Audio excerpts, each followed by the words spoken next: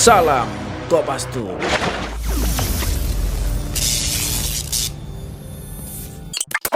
Assalamualaikum warahmatullahi wabarakatuh.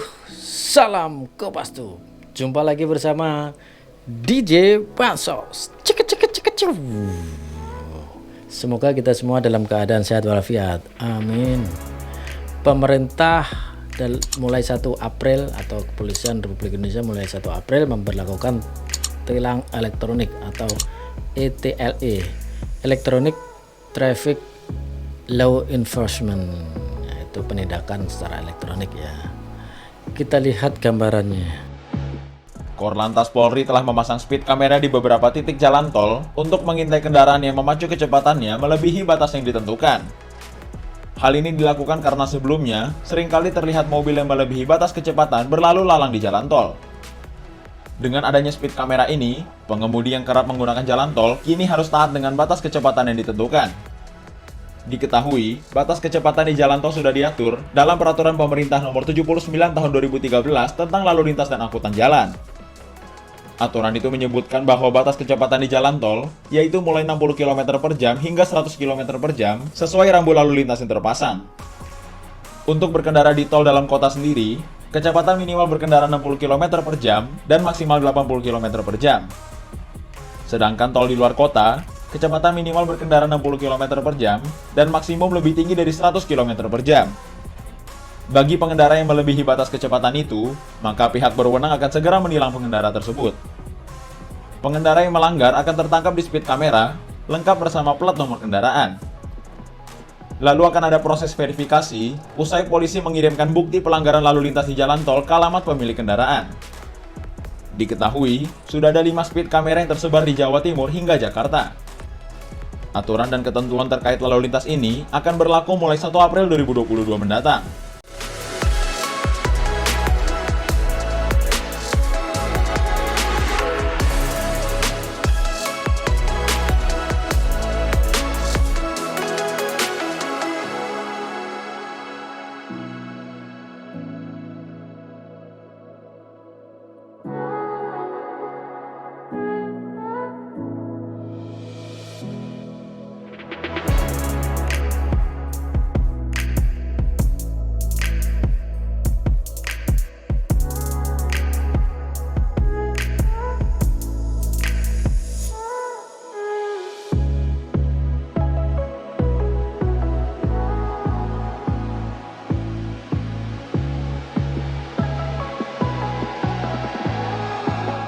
Kita simak juga dari bagian penegakan hukum Korlantas Polri.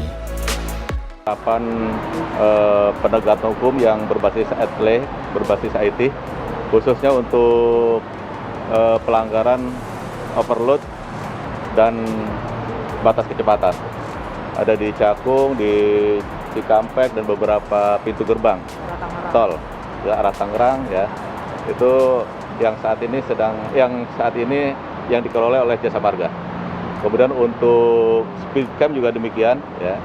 Ini baru pada ruas-ruas jalan tol yang dikelola oleh Jasa Marga.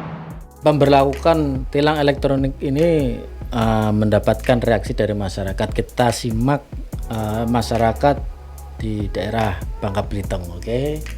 Sosialisasinya sudah sejak lama kita dengar, semenjak tahun 2021 kemarin, akhir tahun 2021 sudah ada itu. Tapi memang realisasinya sampai hari ini rasanya belum ya. Ini akan diterapkan tanggal 26 nanti. Ya. Kesiapannya seperti apa sih Pak menghadapi tilang? Ya, kita siap. Kalau memang harus segera dilaksanakan ya tilangnya, kita para pengendara juga siap untuk menyesuaikan. Sebagaimana surat telegram dari Bapak Kapolri bahwasanya di tanggal 26, persisnya hari Sabtu 26 Maret 2022, nanti akan serentak bersama 13 Polda yang lainnya, yaitu launching ETLE tahap kedua. Pusatnya ada di Surabaya, namun kita diresmikan melalui virtual Zoom. Kemudian pelaksanaan launching ETLE tersebut, kita ajak kerjasama juga dengan PT Pos Indonesia selaku mitra dalam hal mengirimkan nanti bukti-bukti pelanggaran yang terjaring pada tilang elektronik, yaitu ETLE tersebut.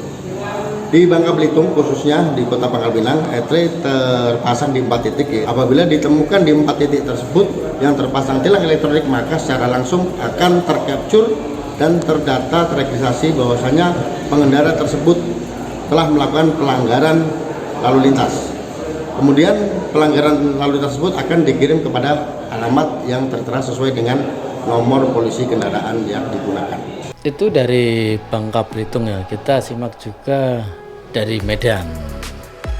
Ya, jadi sejak hari ini ya di launching tentunya diharapkan masyarakat Medan akan semakin tahu, tersosialisasi bahwa kita sudah menerima ya, kamera penindakan ini, kamera AirPlay, di mana tentunya pelanggaran-pelanggaran lalu lintas akan bisa dideteksi oleh kamera, dan beberapa titik ke depan nanti akan dikembangkan tentunya oleh rekan-rekan dari Ditlantas Polda Sumut. Himbauan saya tentunya kita akan semakin tertib dalam berlalu lintas ya, karena dengan adanya kamera ini akan ada tentunya penindakan yang berdampak kepada tilang, dan tentunya pelanggaran-pelanggaran lalu lintas ini harus dibayar denda tilangnya. Nah, ini saya harapkan masyarakat semakin tahu, dan khusus pada bidang lalu lintas Kota Medan ini akan semakin tertib dan kita terhindar daripada pelanggaran maupun ujungnya adalah kecelakaan lalu lintas. Itu apa yang disampaikan Kapolrestabes Medan. Kapolri pun memberikan pernyataan sebagai berikut. Karena ini memang menjadi program kepolisian yang ke depan akan terus kita kembangkan, sehingga kepatuhan terhadap masyarakat terkait dengan masalah penggunaan jalan dan juga bagaimana kemudian mengurangi risiko terjadinya kecelakaan yang mengakibatkan fatalitas ini semakin ke depan semakin bisa kita kurangi. Jadi Sobat Kompas mulai 1 April nanti akan diberlakukan secara serentak elektronik tilang atau tilang elektronik. Nah, 2 hal yang menjadi target yaitu tentang kecepatan, kemudian beban atau muatan. Kecepatan ini terutama kebanyakan oleh kendaraan pribadi ya. Untuk yang di tol batas maksimum bukan lagi 100 tapi 120 km per jam. Kemudian kendaraan angkut ini tentunya truk ya, dengan muatan ataupun dengan volume yang melebihi dari kapasitas truk tersebut.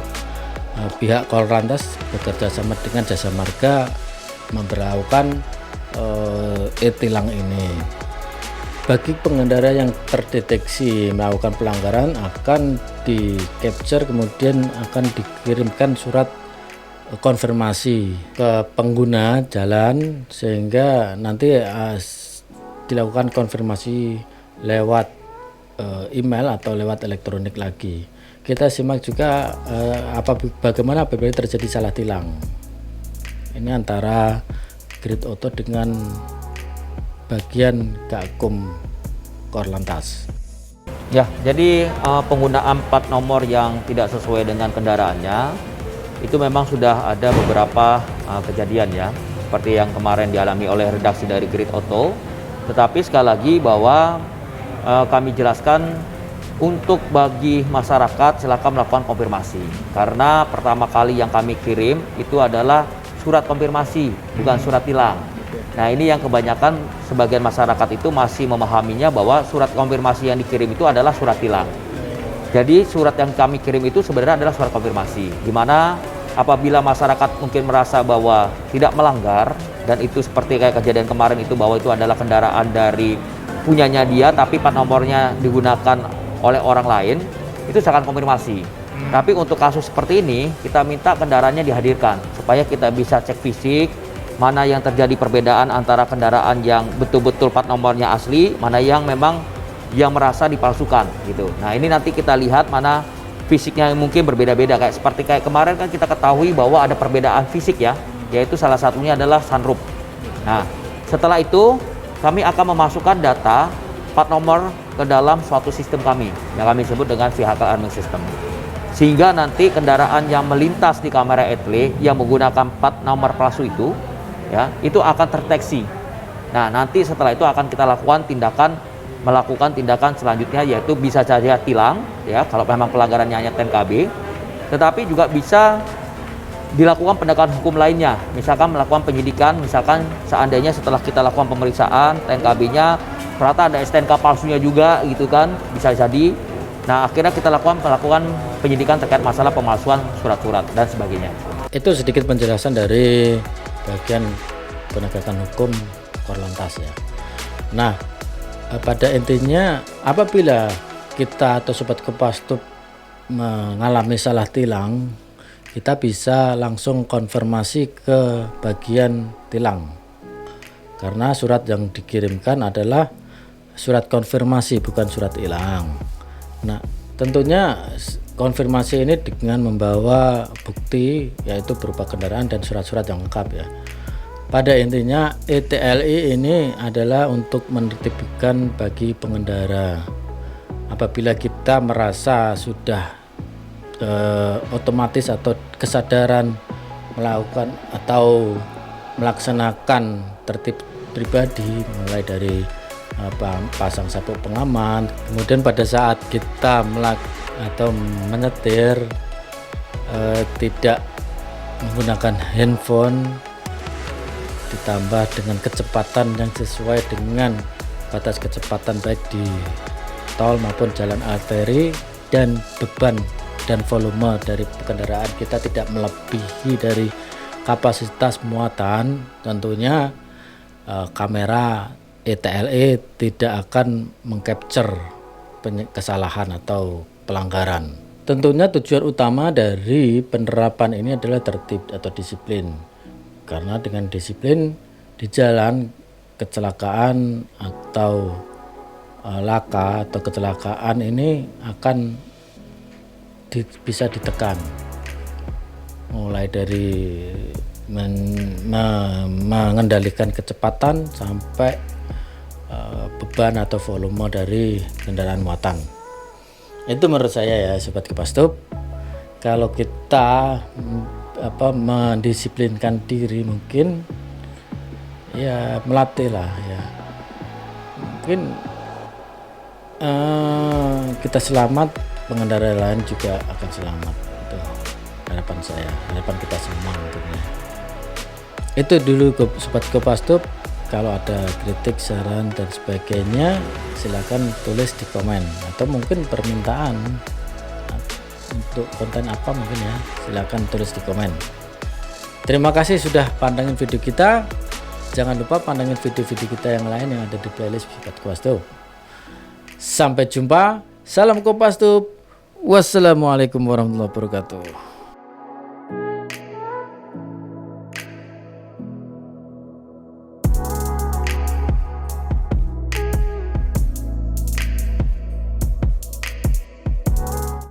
Salam Kopassus.